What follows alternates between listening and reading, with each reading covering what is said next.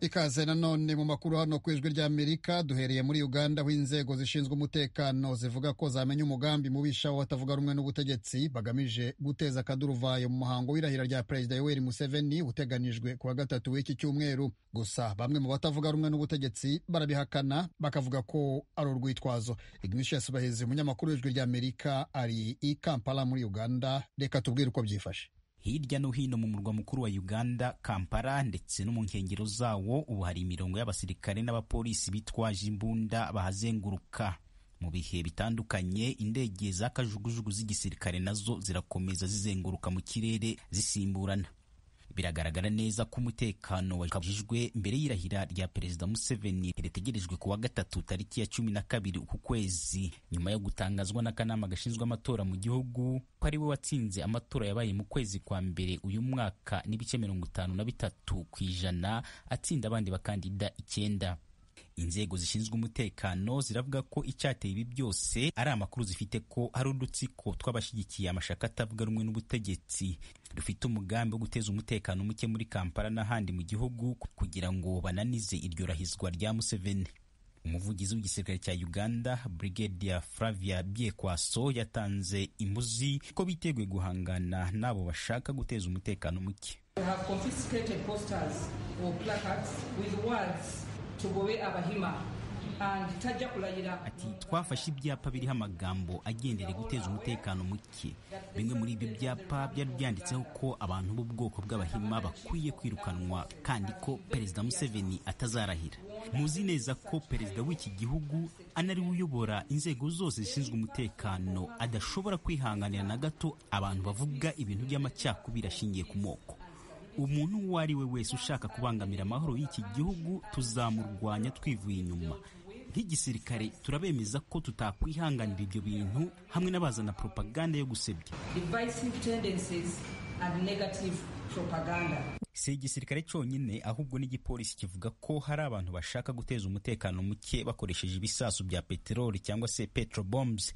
Umuvugizi wa polisi Fred Enanga avuga ko igipolisi kirimo gukora iperereza ku bantu baherutse gutera ibyo bisasu ku modoka mu mujyi wa Kampala bafite umugambi wo kuzitwika.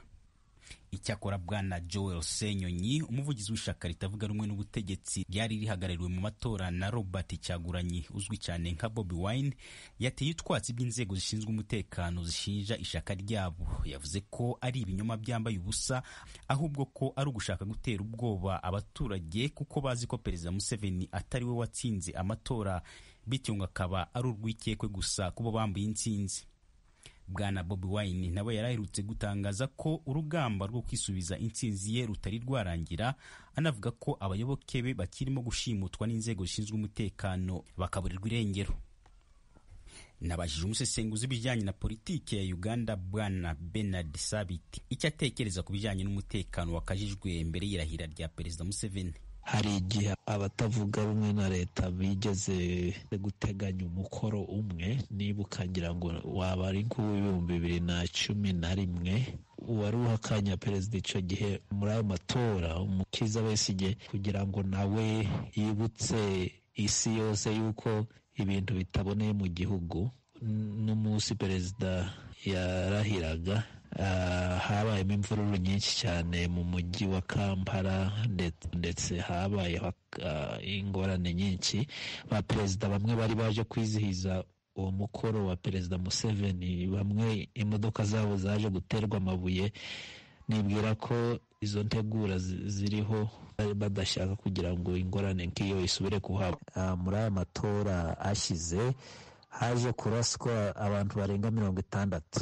Abanyamakuru baje gukubitwa, abashigikira Bobi Wine benshi baracafunzwe. Nkaba nibwira ko nacana ahangaha mu mujyi wa Kampala aho ibice 77% byaje gutora Bobi Wine, yerekanye yuko rwose uyu mujyi n'abawutuyemo badashyigikira Perezida Museveni na gake. No kubwica rero ubutegetsi bukwiriye gukora igishoboka cyose kugira ngo hatagira abantu batera imyigaragambyo mu mujyi. Leta Zunze Ubumwe bwa Amerika ziherutse gusohora itangazo rivuga ku bantu bakuru mu nzego zishinzwe umutekano bafatiwe ibihano byo kwimwa viza yo kwinjira muri icyo gihugu kubera uruhare bashinjwa kubangamira uburenganzira bwa kiremwamuntu mu bihe by'amatora. Hagati aho minisitiri ushinzwe ibiro bya perezida Esther Mbayo nawe aherutse gutangaza ko abaperezida bagera kuri 20 bo mu bihugu bitandukanye bya Afurika no hanze yayo aribo bategerejwe mu muhango w'irahizwa rya perezida Museveni umaze imyaka 35 ku butegetsi muri Uganda. Nyamara abatavuga rumwe n'ubutegetsi mu gihugu bo nubwo batumiwe muri uwo muhango bavuga ko badashobora kuzahakandagiza ikirenge, bavuga ko Museveni azaba agiyeho mu buryo bunyuranyije n'amategeko.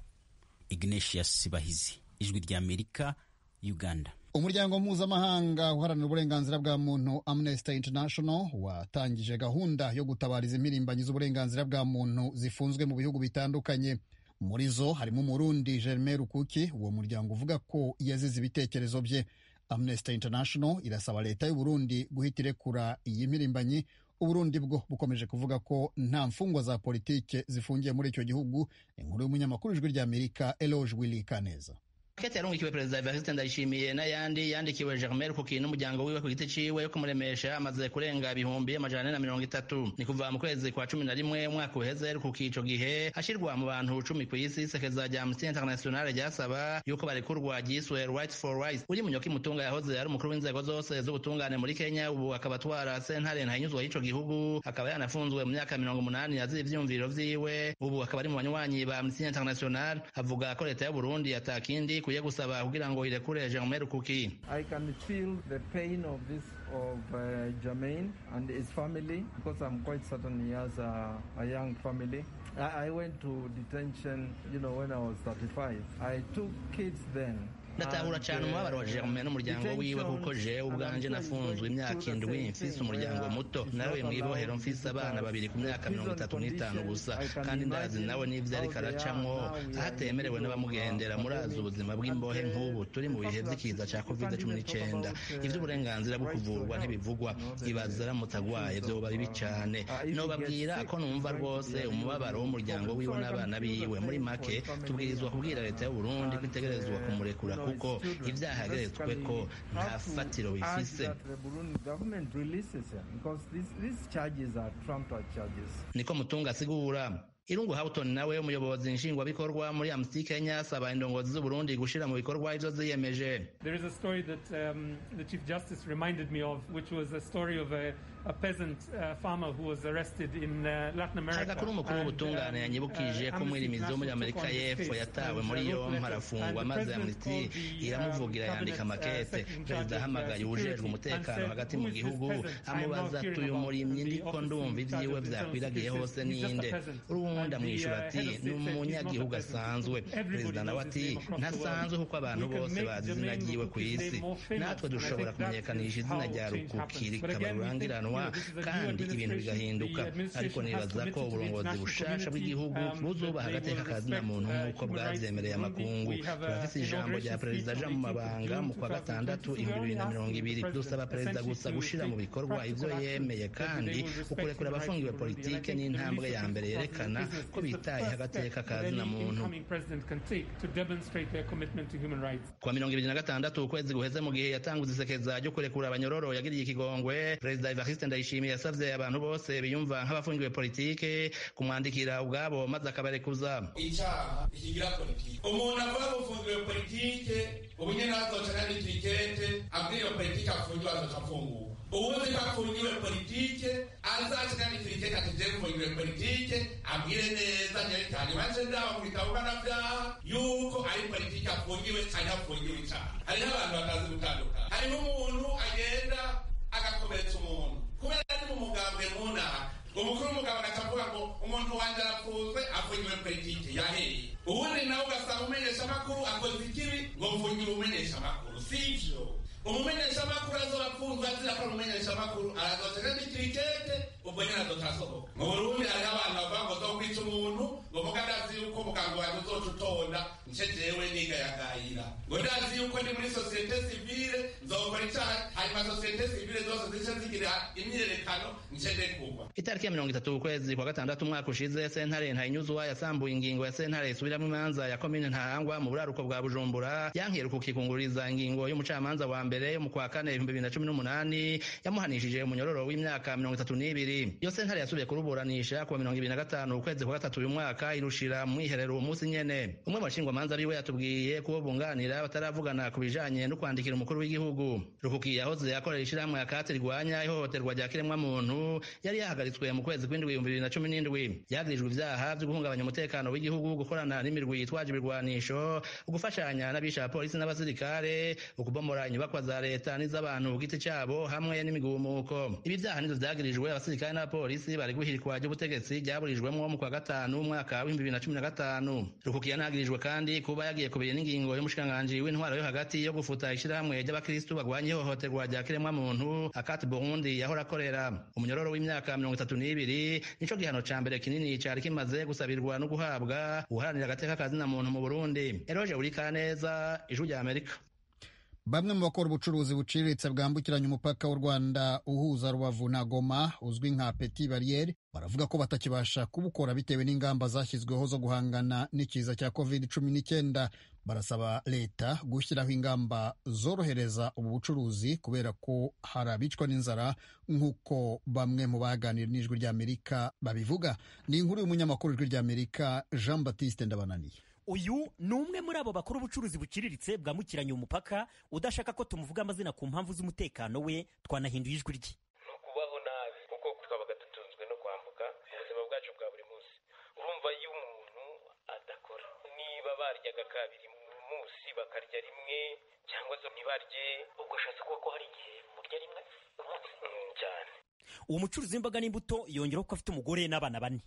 Anavuga ko abashaka kwambuka babanza gupimwa virusi ya corona ko abo basanze ari bazima bashyirwa ku rutonde rw'abemerewe kwambuka. Yongeraho ko kwibona kuri uru rutonde biba ari nko kubonekerwa kuko kurwisango bifata igihe kirekire.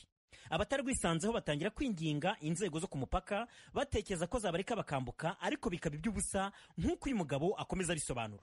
Hari igihe biba ngombwa yuko umara n'ibyumweru 4 wowe utarambuka tugenda dusaba kandi tunatakamba buryo bukomeye cyane ngo niba utasohotse uzasohoka ikindi gihe. Ugasanga ari n'igihe ugenda bakakubwira ngo baretse abantu barambuka ngo benshi baherayo ngo ntibagaruka. Ufite ntago wagenda ngo uhereyo uzi neza yuko aho uragaruka ari cyo uri kubabona. Abagenda bagaherayo nuko n'ubundi baba babona ko ubuzima bwabakomereye. Uyu mugabo avuga ko leta ikwiye korohereza abakora ubu bucuruzi bakajya bahita bambuka.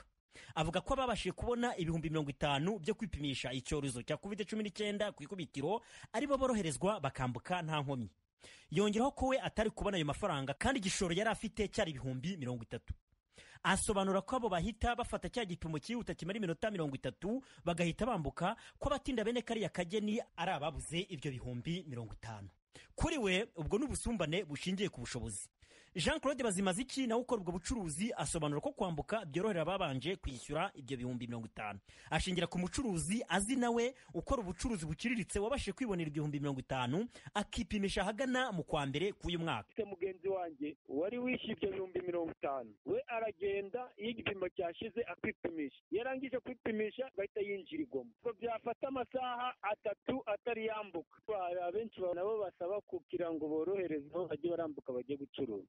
Bazimaziki yongera ko bipimishe kuri ayo mafaranga baca ku mupaka munini uzwi nka Grande Barriere ko umuntu ashobora gutegereza kugera ku rutonde rw'abambuka igihe kirenga n'ukwezi. Usanga Bobakari afite uburwayi avuga ko bwitwa ikiruguyo. Yongera ko uburwayi ari umugabo udatuma agira icyo akora. Usanga ni umwe mu bavuga ko bari batunzwe nabo bashakanye nabo bakoraga ubucuruzi. Avuga ko umugore we yari asanzwe akora ubucuruzi ku gishoro kitari kirengeje amafaranga y'u Rwanda ibihumbi 30. Usanga yongeraho ko ari mu cyiciro cya mbere cy'ubudehe cy'abatishoboye ko umuryango ubayeho nabi cyane bityo ko leta ikwiye kwiga kuri iki kibazo ikakibonera umuti. Umugore aba yicaye, leta igomba kudufasha korohereza abantu. Bagomba kwicara bagatekereza ku bantu bateye ku mipaka kugarijwe n'inzara. Iyo abantu bagiye muri Kongo amafaranga hano mu mujyi wa Gisenyi aba hari, ariko kugeza isaha twishwe n'inzara nta kazi kari muri mujyi wa Gisenyi. Ngatwe rubanda rugufi inzara itumereye nabi. Abantu bose batinya Imana kandi bakaba bazi gukorera urukundo gufasha abatishoboye ko bibaho barabikora ufite ubushobozi. Haba umpaye inoti y'igihumbi ukambwira uze gutera akawunga ibiro 5 iwanjye, ni muri ubwo buryo mbayeho. Ngiro nsanga avuga ko ubwo atari akibasha kwambuka bitewe na COVID-19, umugore we yahise yinjira mu bucuruzi bwo mu muhanda buzwi nko kuzunguza ku gataro. Ngiro nsanga yongeraho ko abashinzwe umutekano mu muhanda batse umugore we ako gataro inshuro 3 kubera ko bitemewe kuzunguza mu muhanda. Avuga ko hanini byari byo byatumye igishoro kirangira, ariko ko ubucuruzi bworoherejwe umugore we yashakisha igishoro akubura ubucuruzi bwe. Gusa umuyobozi w'akarere ka Rubavu wungirije ushinzwe imibereho myiza Pacifique Ishimwe arabasaba gukomeza kwihangana bagategereza ko icyorezo kigabanya umurego. Kwambuka barafite inzara yo kwambuka cyangwa se inyota yo kwambuka, ariko nibihangane uko icyorezo kigenda gicisha makeya, imibare izajya igenda ikomeza kwiyongera, wenda bizasubira no mu buryo busanzwe. Ntabwo navuga ngo ni ryari, hatangiye hambuka 45, tugenda tuzamura imibare, ubu tugeze ku 1900. Ku kibazo cy'uko bakora ubucuruzi banyura ku mupaka wa Petite Barriere batinzwa hanini n'uko inzego zo ku mupaka zimaze gushishoza kugira ngo hatagira uwambuka afite umugambi wo guhama muri Kongo, Ishimwe avuga ko uko gushishoza ari ngombwa kandi ko kuri mu nshingano z'izo nzego. Ishimwe yongeraho ko abambuka baza cyangwa bagiye gucuruza bose bapimwa cya kizami cyihuta kimara iminota hagati ya 15 na 20, ariko ko bategereza ko bashyirwa ku rutonde rw'abemerewe kwambuka. Bigenekerezwa ko mbere ya COVID-19 kuri uyu mupaka hacaga abanyarwanda 25,000 ku munsi. Jean Baptiste Ndabananiye, Ijwi ry'Amerika, i Rubavu. Mukomeje kumva radiyo Ijwi ry'Amerika ivugira Washington DC mu Kirundi no mu Kinyarwanda. Komisiyo ishinzwe amatora mu Burundi Seni iherutse gusaba imitwe yombi y'inteko ishinga amategeko yo muri icyo gihugu guhindura amategeko yerekeye uko abatwa binjizwa muri izo nzego zombi. Seni ivuga ko abatwa bakwiriye kwiyamamaza mu matora bagatorwa nk'abandi barundi bose. Gusa abatwa n'abahagarariye amashyirahamwe yabo bamagana icyo gitekerezo. Mugenzi wacu Frederic Nkundikije araganira na bamwe mu batwa bigeze kugira imirimo itandukanye bashingwa mu Burundi. Nengo Emmanuel yabaye umudepite mu nteko ishinga amategeko ya Afurika y'Uburasirazuba. Vital Bambanze nawe ari mu ishami ry'umuryango w'abibumbye ryita ku bibazo by'abasangwa butaka. Hari kandi na Deogratias Hakizimana, umwanditsi w'ibitabo, umwigisha akaba n'umunyamakuru. Imbere rero yuko tuja ku muzi w'ikiganiro cerekeye cyane cyane ingingo yatangajwe na Seni aho basaba ko abatwahora bitoza nk'abandi barundi bakaja mu migambwe. Imbere yaho reka twumvirize ijambo ryashikirijwe na Pierre Claver Kazihise, umukuru w'urwo rwego Seni. Gushika ubu amategeko ategekanya ko bava mu mashirahamwe y'abatwa aboneka gusumba ayandi, mugabo uko kuboneka kw'amashirahamwe kuratera impari nyinshi, kuko ayahari nka yose avuga ko akwije ico gisabwa. Ku ruhande rwa Seni twaravyihweje, dusanga ingendo ikoreshwa mu kugena abatwa baja mu nama ya komine biciye mu migambwe yokoreshwa no mu gushiraho abo banyeniteka, gutyo ivyo bibanza vyegukire abari basanzwe ari abanyapolitike nk'abandi bose babirimwo, hakwagira abantu bashinga amashirahamwe y'uburimyi canke y'ukuramira abatishoboye, ariko vy'ukuri barindiriye kunyinyanira ibibanza mu nama nshingamateka canke nkenguzamateka. Mushanahe Emmanuel Nengo, muvuga iki kuvyashikirijwe n'umukuru wa Seni cyane cyane avuga ku byerekeye ukuntu mwebwe muja mu nama nshingamateka no mu nama nkenguzamateka? Ego murakoze, kandi ndashimiye ukuntu muduhaye kano kanya kugira icyo tuvuze kw'ivyo byashikirijwe, yaba umukuru wa Seni, mbere hariho n'ivyashikirijwe kandi no mu nama nshingamateka. Ariko icyo nagira mvuge nuko ivyo yashikirije umuntu ariko aravyumva kuvume ngo nivyo bitumbereye, ariko cyuko ndavyumva nuko yaba ibwirizwa shingiro yaba itegeko rigenga amatora byose ari bitomoye, kuko baravuga bati bayakurikije bakaraba na cyane cyane amashyirahamwe yoba afite abanywanyi mbere no guserukirwa gusumba ayandi, iyo babivyifuza n'ukuri aho nta matati byari gutera. Hanyuma icyo nacyo yashikirije avuga yuko ngo nabo bashinze amashyirahamwe y'uburimyi, ubworozi, icyo yomenya ni uko n'amashyirahamwe adaharanira inyungu za politike, ntabwo ari amashyirahamwe aharanira inyungu za politike, ni amashyirahamwe birimo n'amashyirahamwe aharanira inyungu z'abenegihugu. Rero nk'iyo uko yabivuze rero twuko tubibona, twibaza yuko na seni byayigoye byayinaniye kujya gukurikiza itegeko uko riri, kandi si ubu honyine bamye badakurikiza itegeko uko riri, bakarica ku ruhande bakakora uko babyumviriye, bakaca bashaka guta ishavu, niko nobivuga, ku mashyirahamwe y'abatwa canke n'abatwa ubwabo. Uko niko tugenda ndabibona, n'ahandi ho bakurikije itegeko cyari kintu cyoroshye. Muriko muvuga ko seni byayinaniye, mushaka kuvuga iki?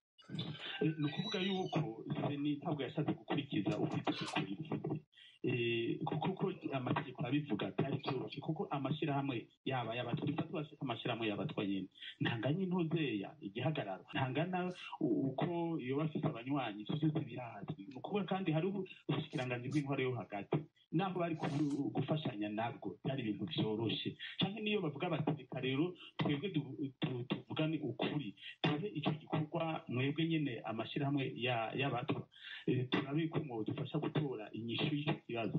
Ndazi yuko mu by'ukuri iyo babicisha muri iyo nzira, naho nyine ngumva twari gutinda twe kwitondera inzira itomoye. Je n'ubu niko ndakibona. Ego mushikanahe Vital Bambanze, ikintu mubona kidashemeye mu ngingo y'uko abatwa bo kwitoza nk'abandi barundi ni nk'ibi? Arakoze cyane. Je nibaza ko noza gushima uwo nyakubahwa arongoye seni, kuko yavugiye hejuru ibyo abandi bavugira mu gifuri, kuko hariho n'abavuga bati abatwa baronse baronka ivyagusa kubera bataba bagiye mu migambwe, mbere bakavuga ngo harimwo n'abagendamwo batize, ni byinshi bivugwa kwishirwa mu bibanza vy'abatwa. Mugabo rero kubanza kuraba mbega ugira ngo uko kongerwamwo biraba abatwa gusa. Ikindi naco, mbega ibwirizwa shingiro ry'Uburundi ryavuye hehe kugira ngo turinde dushikaho bavuga ati abatwa nibongerwemwo canke abahutu nibagire 60% mu nzego? Mu bisanzwe ibwirizwa shingiro canke amategeko y'igihugu umuntu ntiyatezwa kuyasoma aravye akarongo kamwe, yatezwa kuraba ibigenda bikurikirana, hanyuma tukanabishira muri iki gihugu turiko turakoreramwo, turaje kahise n'ibyo twashaka gushikamwo ko kugira ngo turinde dushika ngaho. Rero je nibaza ko byabagoye, mvuge gutyo, kuko itegeko riratomoye, rivuga amashirahamwe aserukira abatwa gusumba ayandi. Kuno rero amashirahamwe uko nyene yabivuze nyakubahwa agenda aravuka nk'ibizinu ubu nyene, kandi nyene uko bivuze bashaka gupiganira ivyo bibanza mu n'amashinga amateka n'inkunzi amateka, abatwa ntibatezwa no kwirirwa barashwanira hariya. Itegeko riratomoye, ryatezwa kubatatura.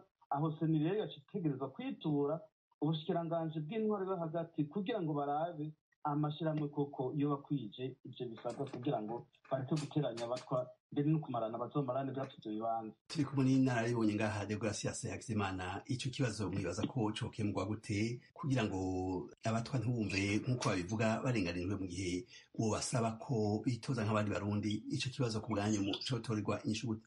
Ubwanje ico kibazo kugira ngo tutakishure yo kwisunga ibyo numvise bije kuvugwa mu kanya gaheze, yuko kugira ngo birongere inyishu ni ukubanza kumenya ukibuka igihugu cavuye naho kigeze ubu. Jewe rero nca ndavyibuka nk'umuntu yari yagize ikibazo c'abatwa akakigira ikibazo ciwe kandi akakirwanira kuko byarafatika. Ndabibutse hari abatabizi benshi, ndagomba ngo babimenye. Mu 1991 harabaye inama yabereye mu gihugu c'Ubudagi mu gisagara cyitwa Stuttgart.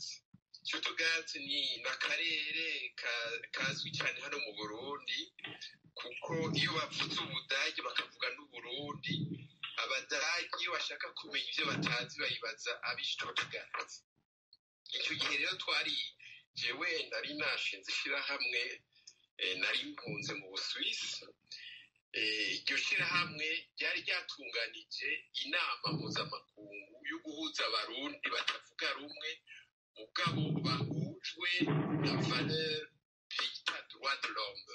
Icyo gihe twaratumira abahutu tugatumira abatutsi tugatumira abari mu migambwe tugatumira abari mu mashyirahamwe tugatumira abagwizatunga tugatumira abatwara n'ababagwanya mugabo kandi icyo gihe ntibyari bwagire n'umunsi n'umwe batumira umutwa kugira ngo aze mu bandi aze kuvuga aze kumviriza ibyandi bavuga nawe aronga icyo ashikiriza icyo gihe rero n'ukuri twaramutumiye umutwa mashini yitwa mashini Stanislas araza aravuga bwabaye ubwa mbere n'abamubonye afata indege ubwa mbere bavuze bati ibintu bibaye n'ibishyashya mugabo icyo abantu batari bazi icyo gihe baje muri iyo nama uko jewe nari ngamije kuraba ingene abantu bazotwara igihugu byaragaragara icyo gihe yuko Frodebu izoteba umugambwe utwara igihugu jewe umugabo ngashavuga nti Frodebu nayo yari kwiraca mu mageragezwa kubera hariho ibyo abafrodebu batumvikanako cyane cyane abari Bujumbura n'abandi bari Kigali. Aho muri iyo nama mwariyo nk'umukuru w'ishyirahamwe mwize kurongora mwashinze sirida ego icyo gihe mugabo yitwa Comité de Solidarité pour la Paix au Burundi niyo iba SIRID, Centre Indépendant de Recherche et d'Initiative pour le Dialogue. Icyo gihe rero ikindi abantu batari bazi reka ndakivuga ubu kandi n'ubwa mbere ndakivuga hari abatumvikana bo muri Frodebu mu Rwanda no mu Burundi hanyuma jewe nari mfise amahirwe yuko banyizigira bose abi Bujumbura bavuga ati ni uduserukira bo mu Rwanda ni uduserukira hanyuma amasekti ya Frodebu yose yariho kw'isi uretse iyo mu Rwanda zose nije nayo nazishinze mugabo nkababwira nti biragoye guserukira abantu batari hamwe batavuga rumwe kandi bafise umugambi umwe hanyuma ntibiragoye kandi yuko bibandanya n'abandi barundi batavyumva cyane cyane ko tubona bigaragara ko uwo mugambi uzohava utwara igihugu hanyuma rero nagize imana barumvikana Frodebu uw'i Bujumbura waserukira ab'i Bujumbura waje aserukira Kigali barumvikana hanyuma Frodebu ikiba ijya mu buzi yabaye igihuhusi gitsina amatora mu 1993. Ego urakoze ahubwo kugaruka kuri ico kibazo ivyo abatwa bato ariko ndabivuga abanyarucari bavuga je ndabishyigikiye 100% kandi ndabishyigikiye kubera nserukira ishyirahamwe ryanatanguye kuri ivyo bibazo ariko kugeza ubu muri iyo myaka twe tumaze 20 n'ingahe dukora kuri ivyo bibazo kugeza ubu natwe iyo tugiye nk'aho tukirimbura yego turaja nk'aho twavuga tuti twarateye imbere ariko nuko iyo umuntu agiye mu muzi akaraba yushitse mu miryango y'abatwa ukibayeho usanga ubuzima bakirimwo benshi bakiri hahandi ni ukuvuga cya kibazo cy'itongo twatanguye tuvuga kugeza uno munsi n'ubu kiriho cya kibazo cyo kutiga kw'abana kw'abatwa n'ubu kiracyahari cya kibazo cyo kurenganywa icyo bita injustice non accès à une justice équitable ku butungane butomoye n'uvuga bwunganisha ukabona ko ibyo bibazo n'ubundi ari bya bindi kuko uko tubivuga ni uko ari ibintu tumaze kubona by'ukuri muti rero none nibaza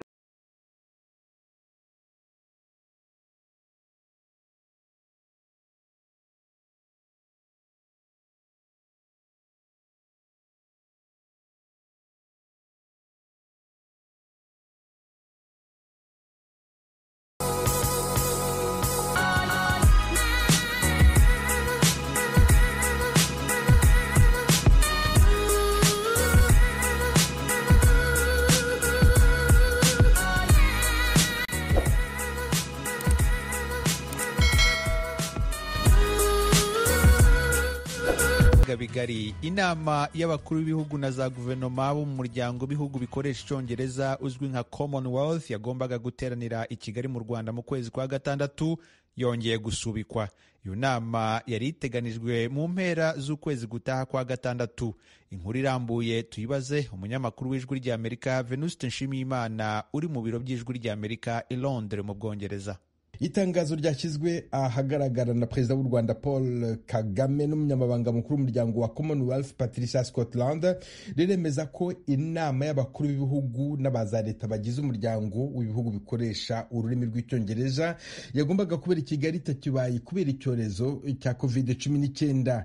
Perezida Paul Kagame yavuze ko icyemezo cyo gusubika iyi nama ku nshuro ya kabiri cyatewe no gushyira imbere ubuzima bw'abaturage bagize umuryango wa Commonwealth muri ibi bihe bikomeye bya virusi ya corona. Nk'uko bigaragara muri iryo tangazo, icyemezo cyafashwe hakurikijwe amakuru ya nyuma afitwe n'umuryango mpuzamahanga wita ku buzima OMS n'ikigero ufatiraho mu kugena ingamba zo kwirinda. Umunyamabanga mukuru wa Commonwealth Patricia Scotland yavuze ko icyorezo cya COVID-19 gikomeje kugira ingaruka mbi ku bihugu bigize umuryango wa Commonwealth, byinshi muri byo bikaba bikomeje gutakaza ubuzima bw'abaturage bahitanwa nacyo. Mu ibaruwa igenewe abagize uwo muryango yanditswe ku itariki ya 7 z'ukwezi kwa gatanu, Patricia Scotland avuga ko kugeza ku itariki ya 4 ibihugu 29 kuri 54 bigize umuryango wa Commonwealth